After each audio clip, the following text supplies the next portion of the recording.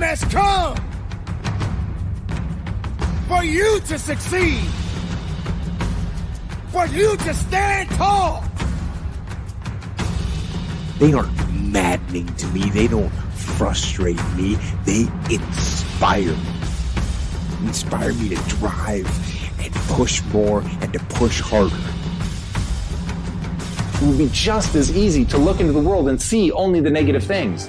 But once you understand that you can choose to have faith that things are going to work. For you to understand that you got a mission.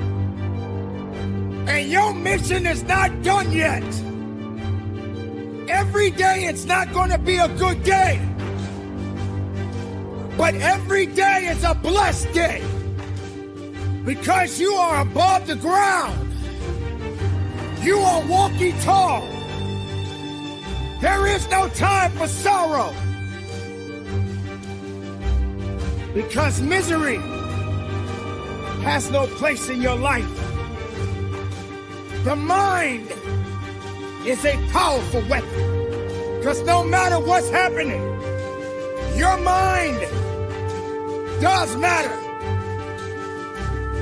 So I say, dig in and get to pushing. Those of you who are listening to this, whoever hear this, you will not find toughness in a comfortable environment. You will not find it. I was trying to look for it everywhere.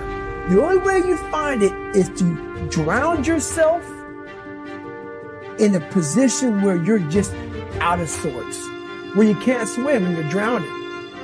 You're drowning. You're drowning in life. When you say, you know what, man? And then you start to engage parts of your mind that you never engaged before. But you can't engage it by sitting back in these nice chairs. And if you put the wrong things inside of your mind, the best things won't come out. The best of you won't show up. Do you feel that all you know is sorrow? Why do you allow misery to handcuff you, to chain you down? Resurrect yourself from the pit of darkness, because misery doesn't have the right to control your life. When the rest of the world says no to you, you say yes to yourself. You say yes, I believe. You say yes, I can do it. You say yes, nothing can stop me. There's no time to give up. Drinking this nice water, talking to you, talking about what I want to do. When you're in suffer mode and you say, I'm not going to quit, you're forcing your brain now to operate on a level it's not used to.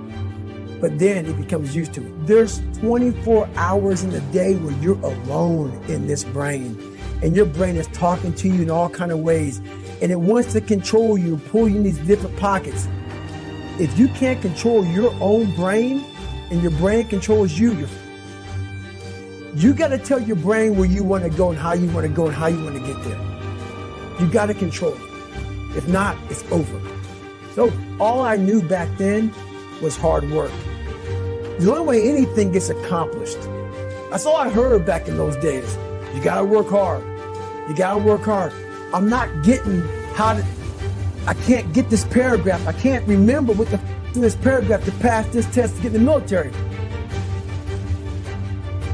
I decided what I was willing to do, but I also decided what I wasn't willing to do. And what I wasn't willing to do to solve this problem was to ruin that relationship with this person, was to hurt their self-confidence, was to give them more pain and anxiety and worry in their own life, because I knew part of that was the reason they were struggling that created the problem in the first place. Their own pain, their own anxiety, their own worry, their own fears helped create this problem I was solving. And I was unwilling to contribute more to that to solve it. And then lastly, how can I enjoy the process? Wouldn't it be nice to enjoy the process of overcoming challenges and problems rather than always being a grind, always being something we hate, always being painful? And again, this isn't fluff. Sometimes challenges and problems are just painful things we're going to get through. But these questions can empower you to make it less this way. And so ask yourself that question, what can I do to enjoy this? Because the more you can find enjoyment in the process of something that's going to always be in your life, just think about this.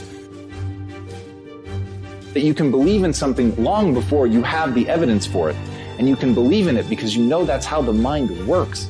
That's where humans generate their power. They don't generate it from seeing some evidence of something in the world. We generate our power by first believing that our efforts will be rewarded. You have to put that at the center of your being.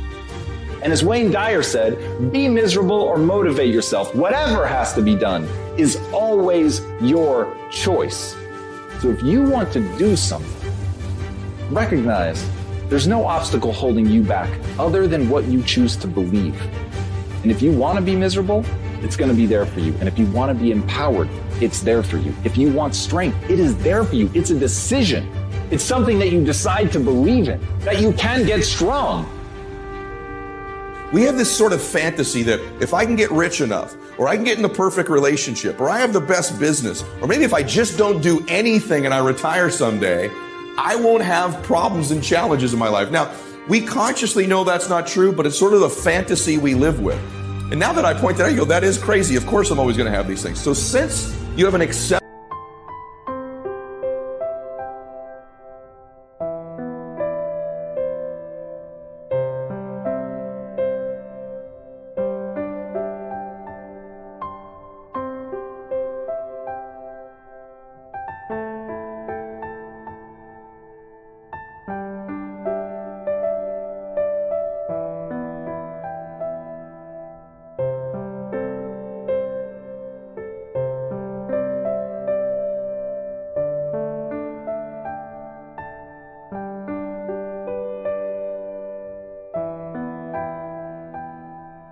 that problems and challenges are going to exist, isn't it probably important that you learn to enjoy the process of overcoming them and solving them?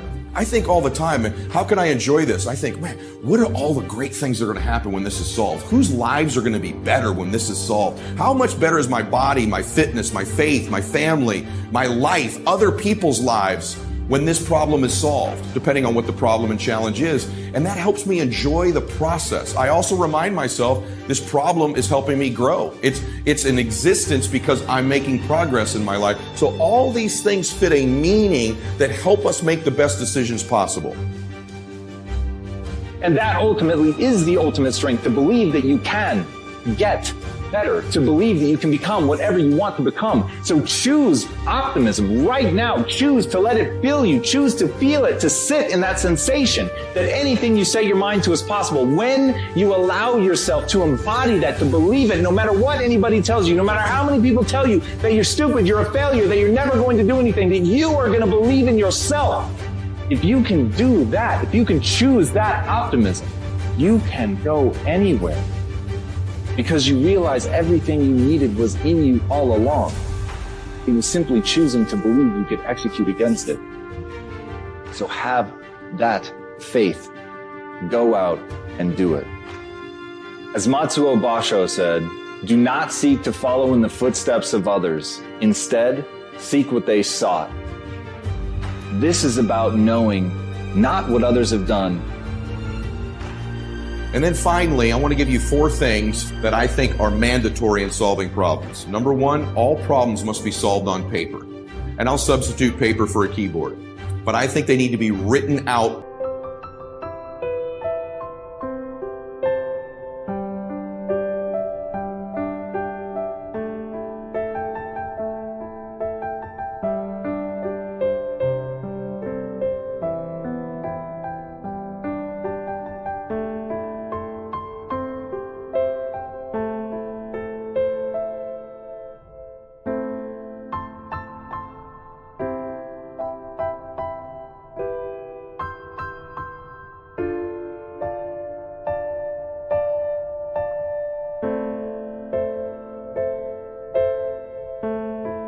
Problems. There's a process that happens and a clarity of thought when we move the problem just out of our mind where all the emotions are and onto a piece of paper where we get resourceful and we get specific. And so all problems in the 15% category need to be solved on paper. When you write them down, you begin to see them. Also, by putting the problem outside of your mind and on a piece of paper, you remove yourself from the emotion of the problem and you become outside the problem, and your perspective changes simply by writing it. It gives you a different level of awareness to solve the problem from. It removes you from it and the emotion oftentimes, and it gives you a worldview, a perspective of above it that's different than when you're in it in your head. This is a huge thing I do on almost every problem I have that's in the 15% category, is putting it on paper.